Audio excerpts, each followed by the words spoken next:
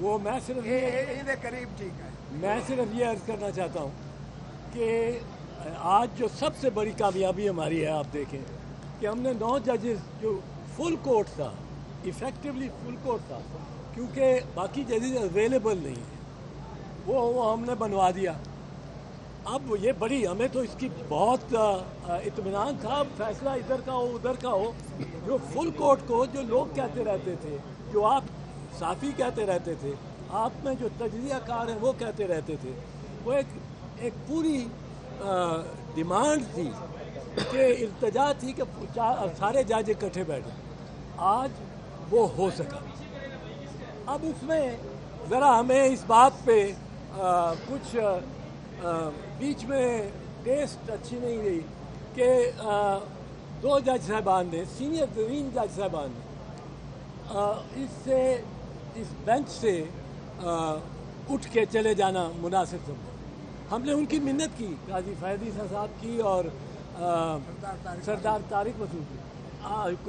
کھوسا صاحب نے تو جناب فیض عیسیٰ صاحب کو مبارک بھی دی کہ وہ آج چیف جسٹس ڈیزگنیٹ ہو گیا. اب میں نے یہ عرض کرتا ہوں، ہم نے منت کی کہ آپ بیٹھیں. 9 ججز کا فیصلہ ایک زیادہ مضبوط فیصلہ ہوتا ہے. ایڈمنسٹریشن آپ کے فیصلوں کو، وہ کہتے ہیں ہم بینچ نہیں مانتے اور تو ہم فیصلہ کیوں مانیں. یہ سارا مسئلہ شروع ہوا ہے جس طرح برہنہ ہو کے یہ وزراء نے کھڑے ہو گئے ہیں اس کے سامنے سپریم کورٹ کے، اب ہمارا کرو، کیا کرتے ہو، کیا کر سکتے ہو. اور چونکہ ڈیوائیڈ تھی، تقسیم تھی عدلیہ اور سپریم کورٹ، اس میں سپریم کورٹ بھی بے بس ہو گئی. انہوں نے تقریریں کی، جس قسم کی تقریریں انہوں نے کی، وہ جو جلسہ لے کے آئے تھے، جلوس پورا، مولانا فضل الرحمان اور مریم بی بی، جس قسم کی تقریریں انہوں نے سپریم کورٹ کی دہلیز پہ کی، وہ کوئی سن نہیں سکتا تھا. پر انہوں نے کی. ہم نے کہا کہ آپ بیٹھیں، آپ سے معتبر ہو جائے گا، یہ بینچ آپ سے معتبر ہوتا ہے. اور میں نے تو یہ بھی کہا کہ آپ کے گھر کے اندر اگر تنازع ہے، اگر آپ کا گھر کے اندر تنازع ہے، آپ درست طور پہ چیف جسٹس کے اختیارات کو کم کرنا چاہتے ہیں، اس کی ثوابدید کو کم کرنا چاہتے ہیں، بینچز بنانے کی، کیس لگانے کی، اس کی ضابط اور 3 ممبر کمیٹی چاہتے ہیں، یہ بالکل ہم آپ کو سپورٹ کرتے ہیں. پر اس وقت آپ اندر گھر میں لڑ رہے ہیں اور باہر سے حملہ ہو رہا ہے، اور یہ سارا اٹیک جو ہے، اس لیے یہ ہمارے پاس آج فوجی عدالتوں کا مقدمہ ہے.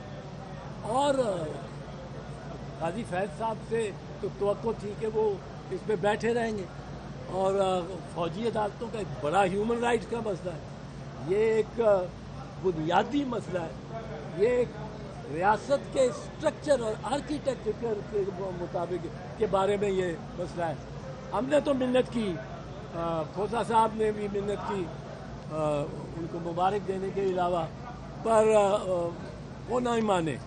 اور ہمیں اس کا ذرا افسوس ہے. ہم مان جاتے، 9 جج بیٹھے ہوتے. 9 ججز میں سے ہماری چاہے اقلیت ہے، طارق مسعود صاحب اور فیض عیسیٰ صاحب تو سمجھے جاتے ہیں عرف عام میں کہ یہ چیف جسٹس کے خلاف ہیں. میں اور کھوسا ہم چیف جسٹس کو طاقتور دیکھنا چاہتے ہیں بیرونی عناصر کے مطابق، پر اندرونی سپریم کورٹ کے اندر ہم چیف جسٹس سے بہت سارے اختیارات کم کرنے کے بہت پہلے سے، میں 20 سال سے ہم کہہ رہے ہیں کہ 184(3) کی اب بھی اپیل ہونی چاہیے.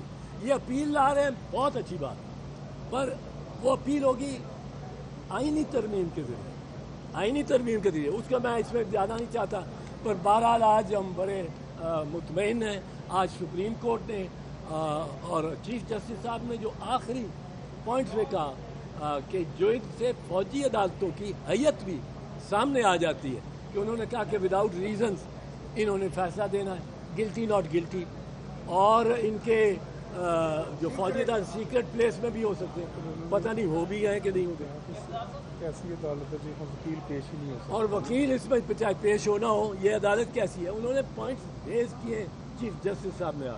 کل ہم سمجھتے ہیں، کیونکہ پھر چھٹیاں عید کی بھی آ رہی ہیں اور سپریم کورٹ کی بھی چھٹیاں ہو گئی ہیں، کہ کل امید ہے ہمیں کہ کوئی عبوری فیصلہ آ جائے گا، پر یہ عدالت پہ اور اس کی کارروائی پہ دیکھیں۔ اعجاز صاحب آپ تو مطمئن ہیں آج اس بات پر، لیکن آپ کی پارٹی آپ سے اور فیروز صاحب سے مطمئن نہیں